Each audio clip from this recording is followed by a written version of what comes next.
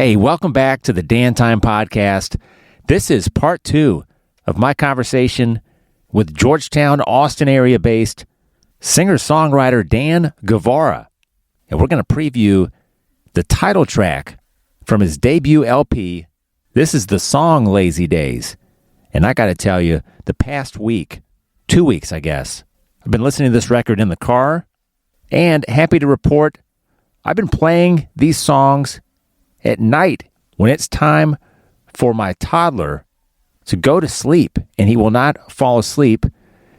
And I just kick it off with Dreaming Tree, and he is lights out halfway through Lazy Days. His favorite song is Procrastinate. How could you blame him? You know, and I think that's a tribute to just the soothing, comforting quality of Dan's vocal style. How effortlessly you just tend to drift into this sound. You know, there's one artist from a bygone era that Dan Guevara reminds me of. It's not right on the nose, but if you know some songs like Everyday, Words of Love, Fool's Paradise, I got to throw out Buddy Holly. Maybe it's a feeling that I get listening to one of my favorites, Buddy Holly, and now listening to Dan Guevara. Both Texas natives. So there you go. Follow Dan on social media, YouTube, Dan Guevara Music, and you can find and download the Lost in Austin EP and the Lazy Days LP wherever you listen to music. So enjoy this preview of Lazy Days, and let's get to the conversation. Once again, it's Dan Guevara time.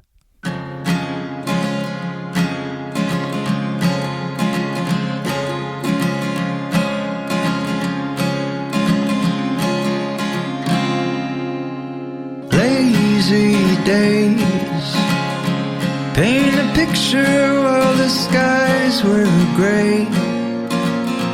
You and me lost left the day away.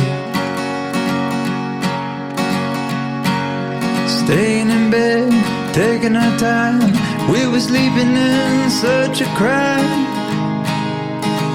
But now it's 1 o'clock, and it's far too late to turn on the coffee pot. Listen to the sound of sizzling bacon.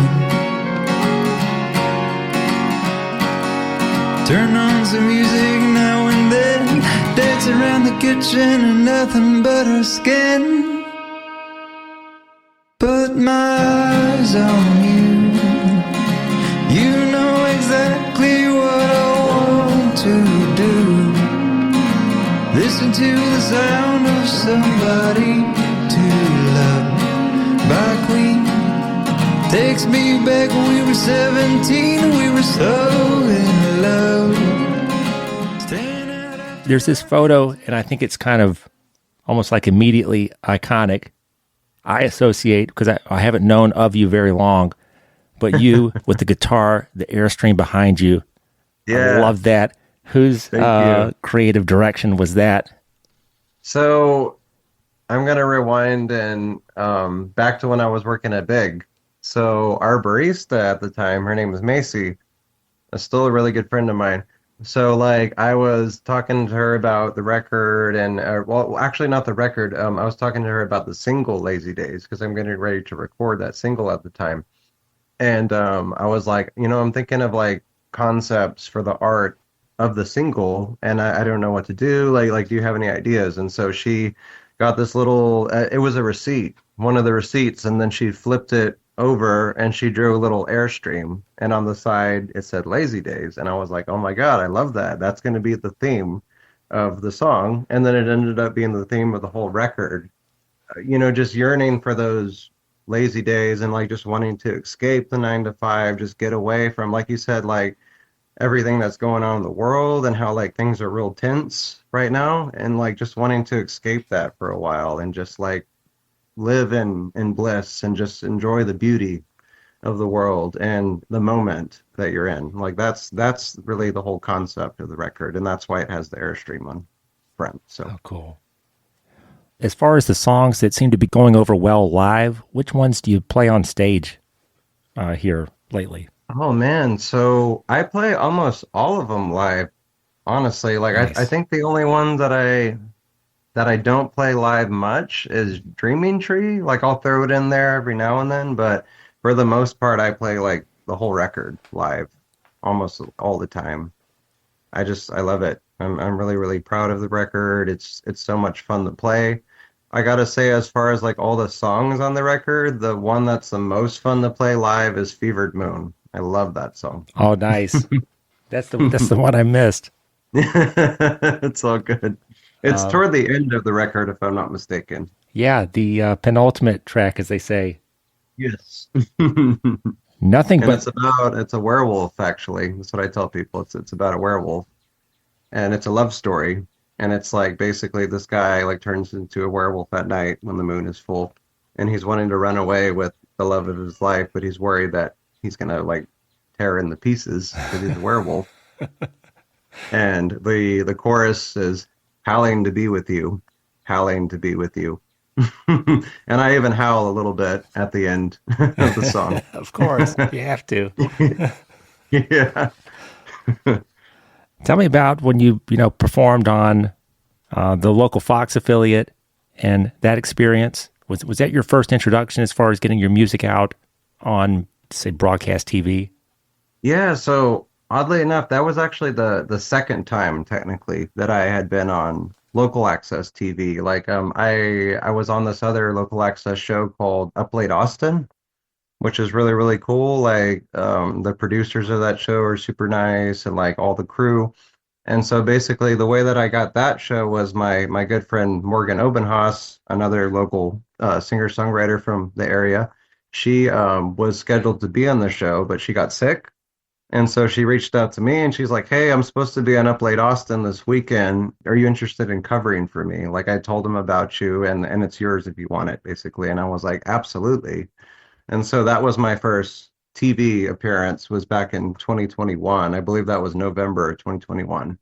And then I got the Fox 7 gig through a booking agent that I work with named Tammy Miranda from Austin. And so she was able to schedule that for me. And it was perfect timing because I was just releasing Lazy Days and I got to talk about it and it was really cool.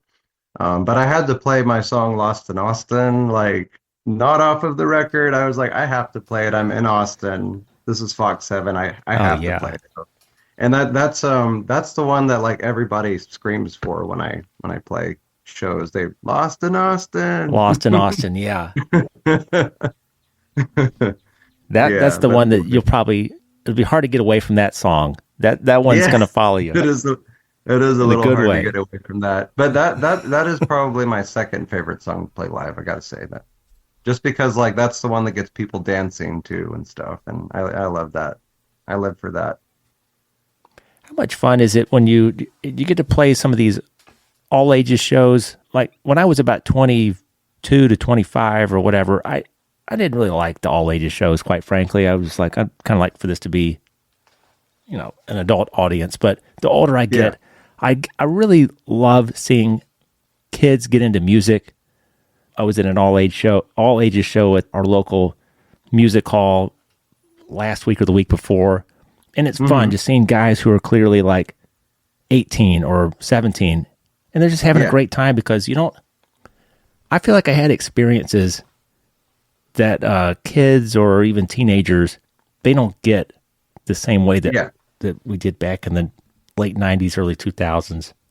Yeah. How much fun is Definitely. it when you see that in the crowd, when you see like the younger group getting into your songs? Oh, I love it. It's so much fun. Like one of my favorite things is whenever I get couples up and the couples start dancing and like I'm playing a love song, whether it's one of my songs or just a love song, and they're just into it, and I could just tell they're having a moment, and Yeah, I'm like part of that, like just like being able to create that for them. Like I love that. I love it. It just like something about it just like lights me up inside, you know. I just feel like I light up, if that makes any sense. absolutely. And I really love, I got to tell you, the thing I love the most is when older couples get up and dance.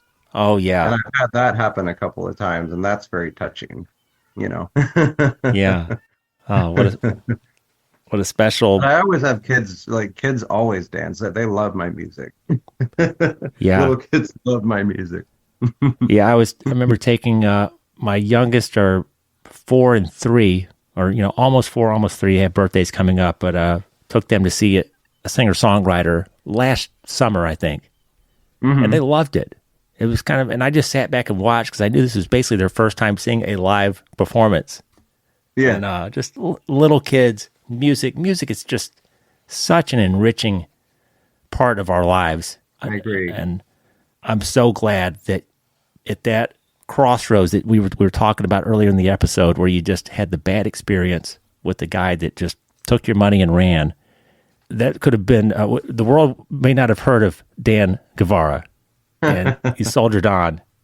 Thank you, man. Yeah, it's definitely I felt very like when I was able to just kind of like piece everything together and put it out into the world still, it was very empowering, I Yeah, gotta say, because I felt so low. And then when I was able to do that and turn something like bad into something very good, like something negative into a positive, I just felt like very empowered. And I'm really glad that I did because like I said, Lazy Days would have never happened.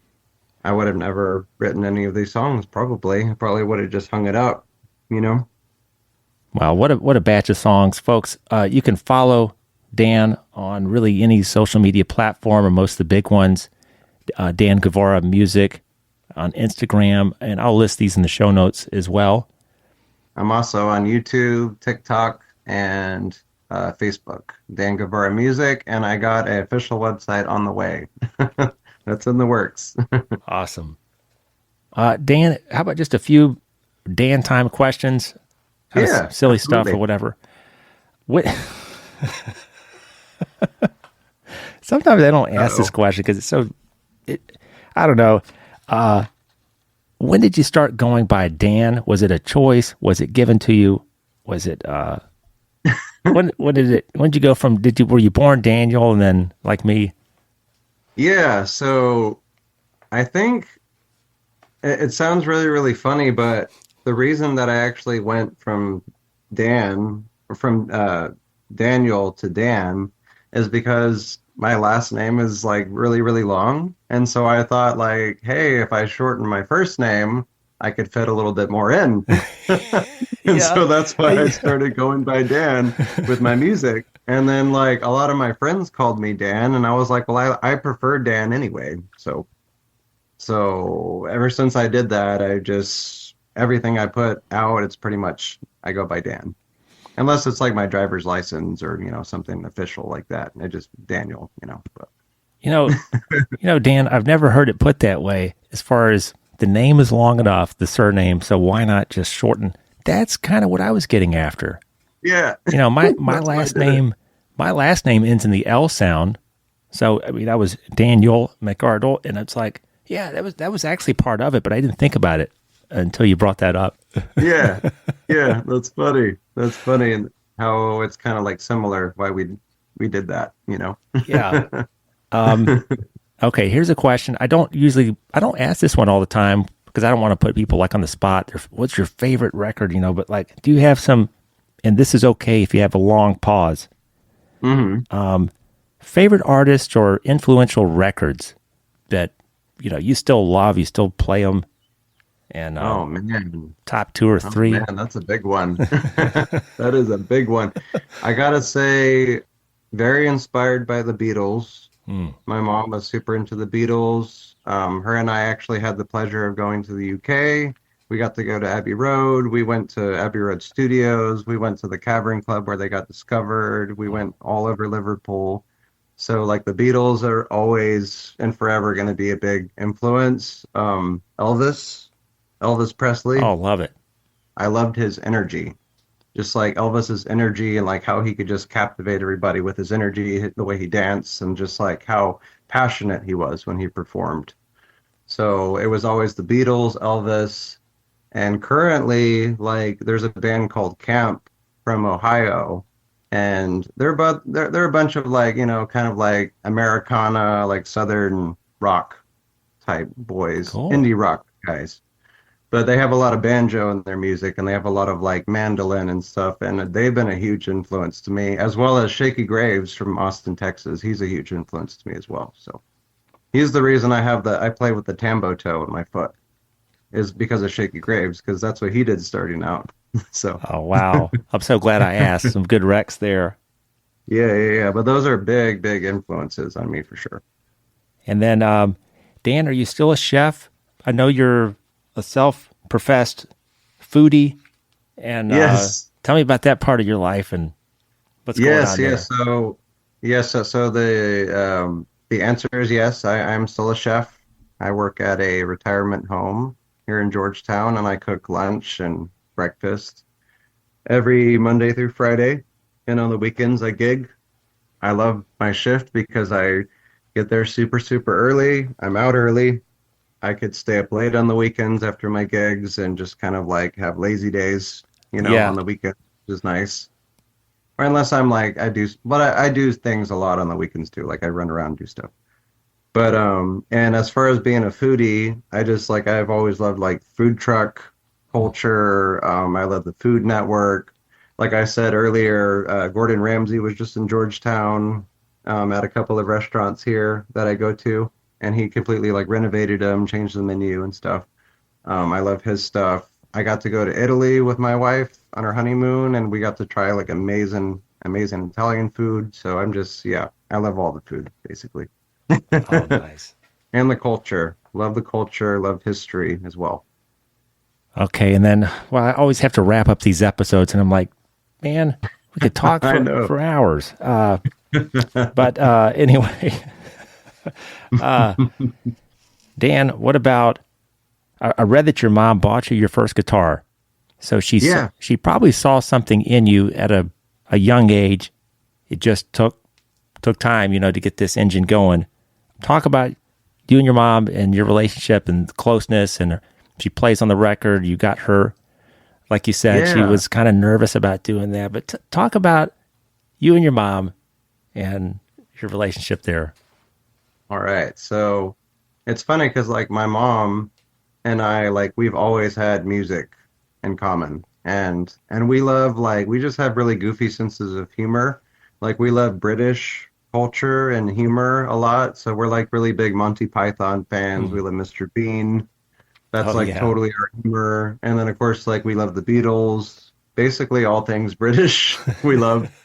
And like old mysteries and stuff. And basically so I have extreme ADHD. Like I'm always pacing and I got to be doing stuff around the house, and so keep myself busy. And growing up, I was always tapping out tunes on the table or stomping my feet. And so my mom was like, we need to get him playing an instrument. And I told him, I was like, well, I want to play percussion. And my mom's like, well, percussion sets are a little harder to come by. What about the drums? And I was like, okay, cool. So I picked up the drums at 14. And then after I had been in a couple bands and had some drama in the band, we split. I had been kind of messing around with the guitar a little bit, like my mom's guitar, and she ended up getting me a guitar, and I started writing songs when I was around 17, and that's kind of like how all of that came about. And like I think I told you earlier, like how I was like real sheltered as a kid. Like my mom would actually take me and my brother to shows in Austin. She would like drop us off with our friends or whatever, and that was like our outlet. And then she would stay there at times with us.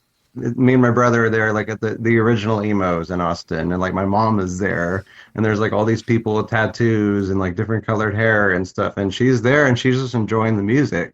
She's just loving it. So I love that about my mom. And my dad, he's a not musical, but he's a big Beatles fan. Like, he loves the Beatles, so we have that in common. He loves Amy Winehouse. We have that in common. So Oh yeah. Man, my dad, not to get off on my story, but I don't know if a lot of dads are like this, but I'm always trying to get my dad back into music, because it's like, I remember him playing some of these old records like Marvin Gaye.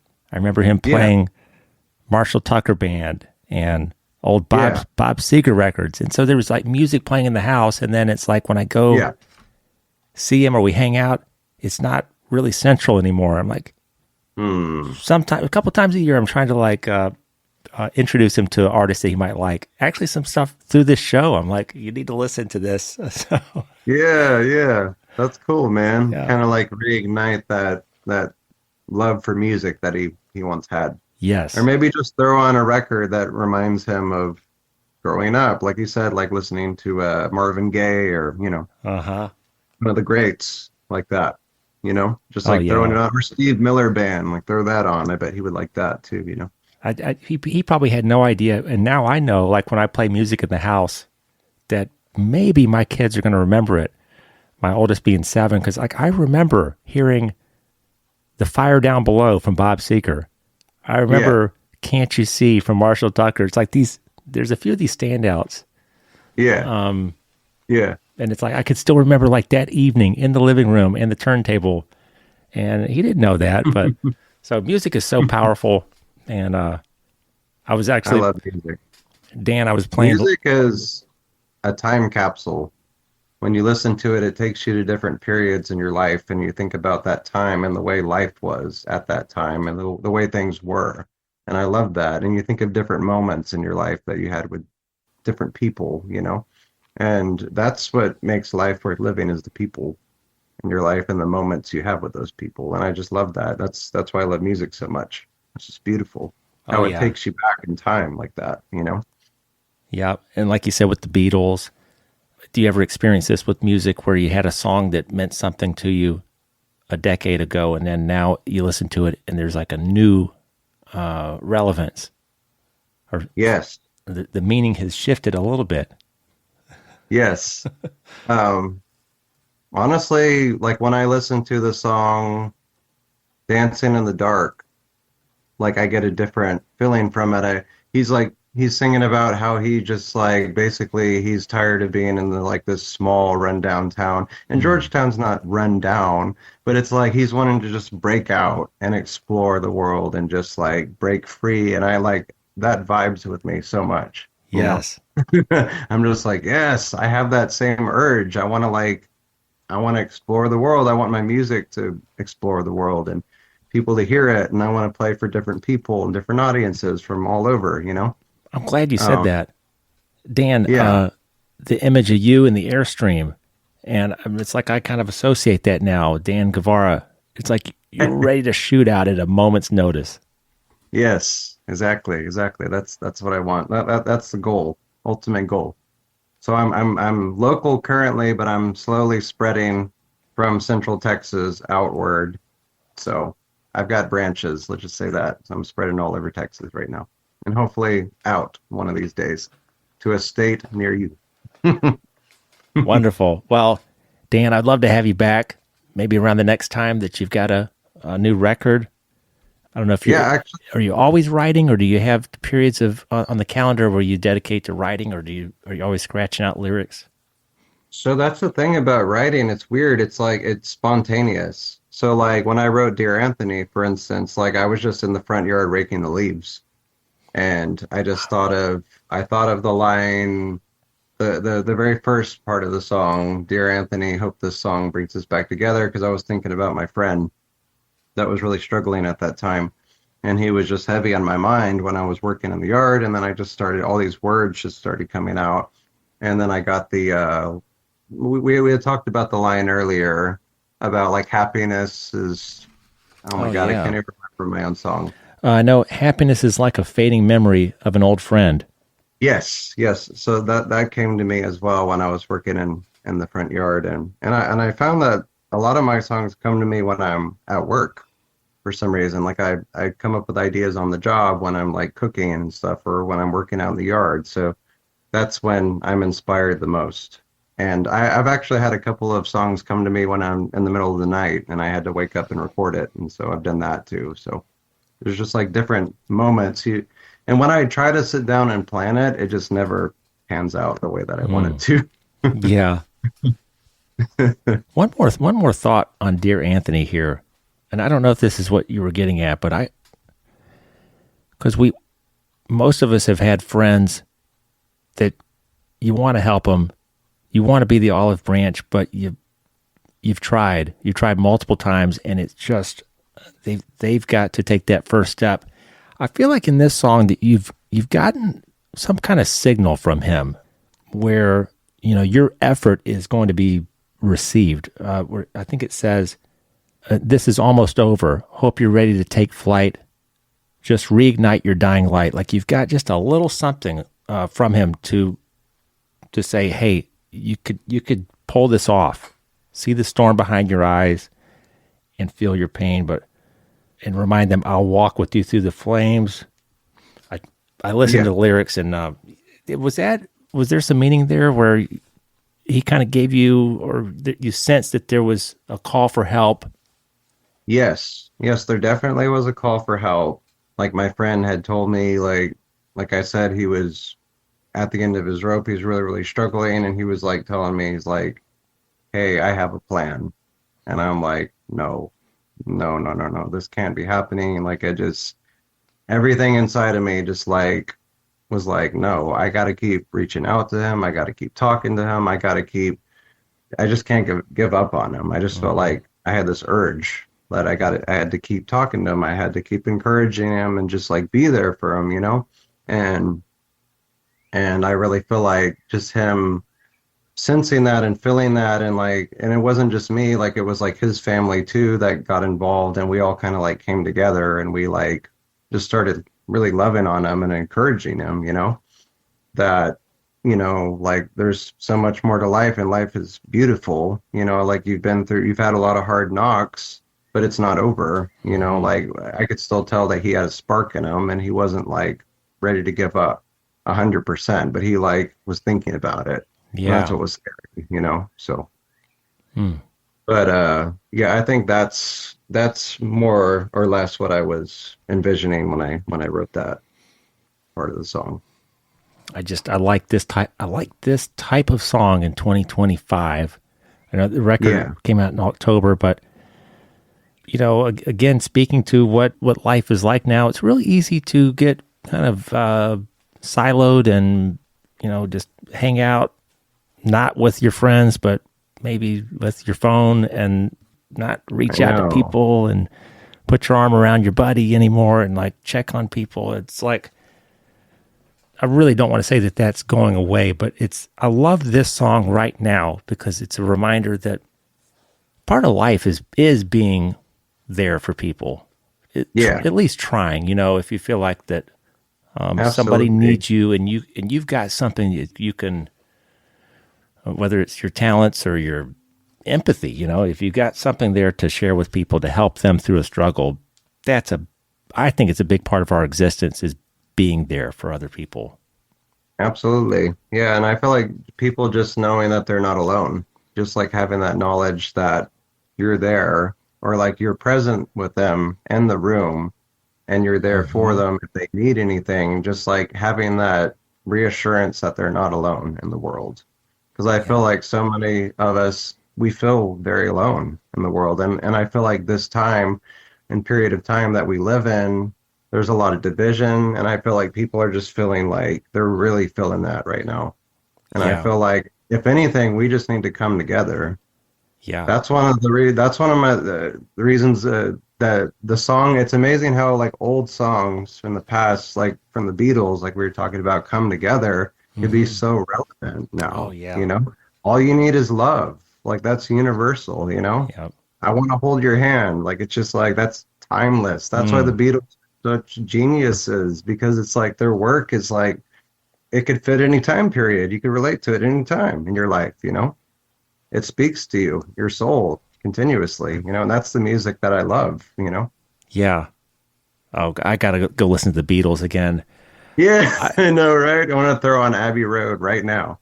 I think that one, and Don't Let Me Down. Oh my God, I love Don't Let Me Down. That's such an underrated record or song off the record. Yeah, I think I Want to Hold Your Hand was the first Beatles song that I could remember from around first grade. And then the first one that I saw where it's like the Beatles in concert was, I saw her standing there. And I'm actually still, I like Ringo Starr. My mom's favorite Beatle is Ringo. And I love his drumming style back then, where he's out of the drum stool I think he's not even seated, and he's just banging that hi-hat. And like, Yeah. guys, if you haven't seen the way that they played back then and how they influenced things, like going back to the first part of this conversation, punk rock, and I mean, all types of music, go watch one of those early Beatles performances. The crowd was always just falling apart. Like the leather period too. They used to rock the leather jackets. Like all four of them had the leather. They had the slick back hair. They had like the greaser thing going on, which is very like what do they call it now? Rockabilly. Yeah, we call it rockabilly now, but back then it's like they were like the founders of rockabilly, kind of like some of the founders. Just but the way they dress, their the emotion behind their music, you know, right, the attitude, you know, like that rebellious like attitude, like, hey, like we're all clean cut, but you know, like we may look clean cut, but listen to our lyrics, watch the way we perform, you know, because they would wear the suits, but they had like the hair, you know. Yes. Oh man. Well, Dan, I've so enjoyed our conversation today, our Danversation, as I sometimes say. And me too. This has been a lot of fun. Thanks for having me on the show. It's my pleasure. And folks, if you're going to be in the Austin area, Central Texas area this summer, this fall, get out and see a Dan Guevara performance. Visit the social media pages, follow him wherever you're most active, and dig into this music. Lazy Days LP, you're going to find a track that speaks to you. We've talked about a few of them today. Dan, anything else that we haven't talked about that you'd like to promote or plug? Yeah, so I have a song coming out. I'm going to be heading to the studio here in a couple days to record my first country song. It's called Her Country Song. And it's about a really, really good friend of mine that lost her mom during COVID. And her mom's love of country music, and how when she hears country music, it makes her think of her mom and like all the good times she had with her mom. So that's the theme behind the song. And I'm really, really excited to like dive into a different genre and just try something different, you know, shake it up. So so that should be coming out this summer. Her Country Song. Her Country Song. That's right. Look for it on Spotify, Pandora, all the streaming platforms. Well, really exciting stuff there, Dan. Yeah, man. This has been so much fun. Thank you so much again for having me. This has been awesome. Excellent. Well, again, if I reach out to you, at least now you know that it's not a spam message. So if I ask you to come back on the show. That's right. Hope to do it again real soon. Yeah, this Once is great. Once I get that song all wrapped up, maybe we could do something. Let's talk. That would be terrific. All right, folks. Well, thanks for listening to this episode of Dan Time. Tell a friend about it, even if your friend isn't named Dan or you're not named Dan.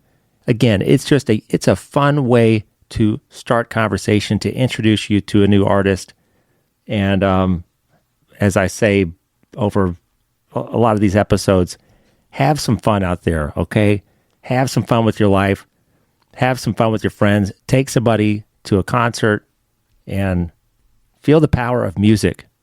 What a great guy, Dan Guevara here. Everyone of my guests have been terrific, but it's probably the first songwriter where I've checked out the LP and I've just gotten emotional, you know, because usually I'm just trying to study and I like a couple tracks, so I'm trying to familiarize myself with the songs, but this one really hit me, Dan, and you're onto something, and I can't wait to see what's next.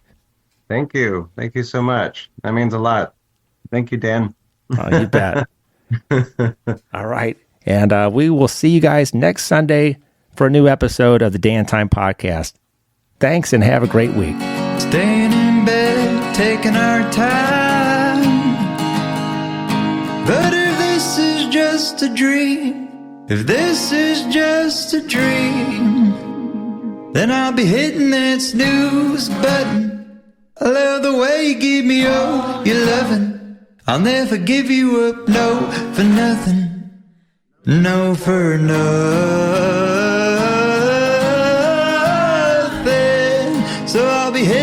that snooze button. I love the way you give me all your loving. I'll never give you up, no for nothing, no for nothing.